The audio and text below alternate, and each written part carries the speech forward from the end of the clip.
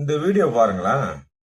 ஒரு முதல்வர் என்ன மாதிரியான முகபாவனை செய்யறாரு, எப்படி பாடி லாங்குவேஜ் வச்சிருக்காருன்றத கிட்டத்தட்ட உருவ கேலி பண்ற மாதிரி பண்ணிட்டு இருக்காரு அவரு எதிரில உட்காந்து. இதுவும் இவருக்கு பேர் மக்கள் பிரதிநிதி. அசிங்கமா இல்ல? அம்மா காமெடி பண்றீங்கப்பா. அவர் யாரு? நீங்க யாரு? அந்த முகத்தோட வேல்யூ தெரியுமா உங்களுக்கு? அந்த ஒரு முகத்துக்காக ஒட்டுமொத்த தமிழ்நாடு ஓட்டு போட்டு நீங்க சிஎம் ஆக்கி உட்கார வச்சிருக்கு. சரி, அதை விட்டுருவோமே, அது அரசியல்.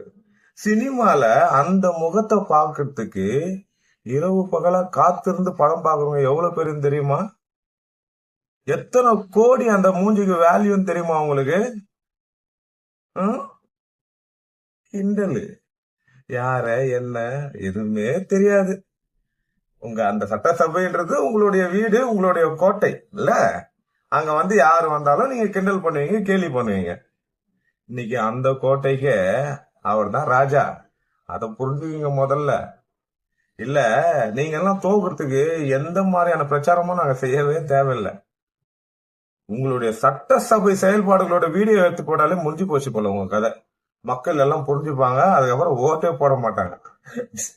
ஏயா இப்படி தானா தற்கொலையா நீங்க? இதுக்கு மேலதான் தானா தற்கொலையா? தயவு செஞ்சு ஆக்கப்பூர்வமா செயல்படுங்க. அவரை போய் கிண்டல் பண்றீங்க நீங்க.